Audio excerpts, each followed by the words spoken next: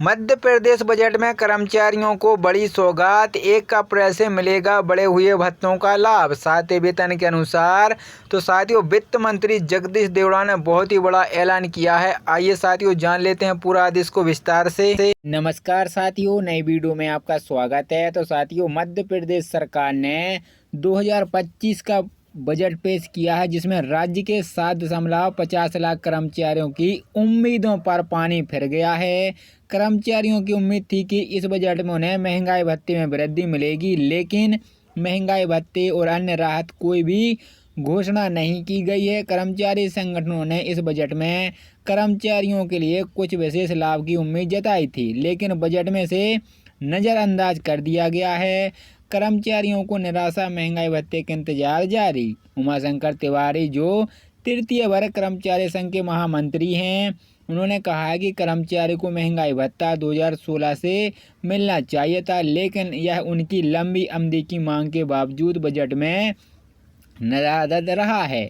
उनका कहना था कि 2024 जुलाई से कर्मचारियों को 3% महंगाई भत्ता मिलने की उम्मीद थी, जिसमें सरकार ने पूरी तरह से नज़रअंदाज किया है। तिवारी ने इस फैसले को उचित नहीं बताया और इसे कर्मचारियों के साथ अन्याय करार दिया है।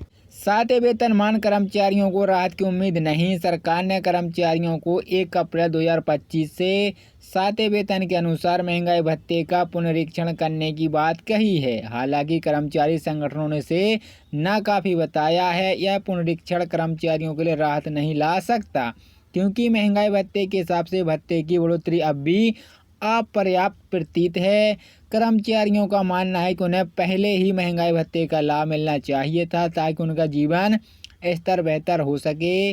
पेंशनरों के लिए स्वागत योग्य बदलाव। इस बजट में एक और महत्वपूर्ण बदलाव किया गया है, जो कि पेंशनरों से जुड़ा हुआ है। अब पेंशनरों के दस्तावेजों, पेंशन प्रक्रिया से जुड़े सारे काम ऑनलाइन किए जा सकते हैं। उमाशंकर तिवारी ने इस फैसले का स्वागत करते हुए कहा है कि कदम रिटायर कर्मचारी के लिए बहुत राहत देने वाला साबित होगा। अब पेंशनरों को इधर उधर दौड़ने की ज़रूरत नहीं पड़ेगी और वे अपने पेंशन से संबंधित कार्य ऑनलाइन कर सकेंगे। वहीं कर्मचारियों की मांगें नज़रअंदाज की गई हैं। कर्मचारियों के लिए बजट निराशाजनक साबित हुआ है, क्योंकि 2016 से चली आ रही मांगें जैसे महंगाई भत्ता वृद्धि, 7वें वेतन का अनुसार अन्य वित्तीय लाभ पूरी तरह से नज़रअंदाज कर दिया गया है। कर्मचारी की इस बार राहत मिलने की उम्मीद थी, लेकिन सरकार ने सिर्फ कुछ ऑनलाइन प्रक्रिया से जुड़ी घोषणा तक की सीमित रखा है। भविष्य में क्या उम्मीदें हैं? अब कर्मचारी संगठनों का ध्यान अगले वित्तीय वर्ष पर रहेगा, जहां से वे उम्मीद कर रहे हैं कि सरकार महंगाई भत्ते में वृद्धि के साथ साथ अन्य लाभों की घोषणा करेंगे। उनका मानना है कि बजट में जल्दी कर्मचारियों के लिए कुछ ठोस कदम उठाए जाएं, क्योंकि राज्य में कर्मचारियों की संख्या उनकी मांगों को ध्यान में रखकर सरकार के लिए आवश्यक हो गया है।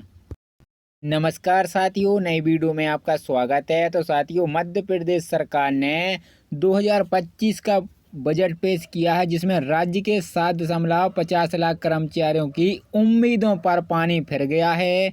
कर्मचारियों की उम्मीद थी कि इस बजट में उन्हें महंगाई भत्ते में वृद्धि मिलेगी, लेकिन महंगाई भत्ते और अन्य राहत कोई भी घोषणा नहीं की गई है। कर्मचारी संगठनों ने इस बजट में कर्मचारियों के लिए कुछ विशेष लाभ की उम्मीद जताई थी, लेकिन बजट में से नज़रअंदाज कर दिया गया है।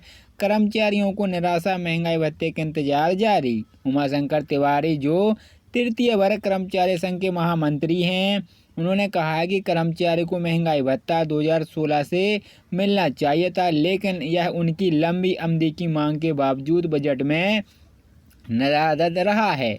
उनका कहना था कि 2024 जुलाई से कर्मचारियों को 3% महंगाई भत्ता मिलने की उम्मीद थी, जिसमें सरकार ने पूरी तरह से नज़रअंदाज किया है। तिवारी ने इस फैसले को उचित नहीं बताया और इसे कर्मचारियों के साथ अन्याय करार दिया है।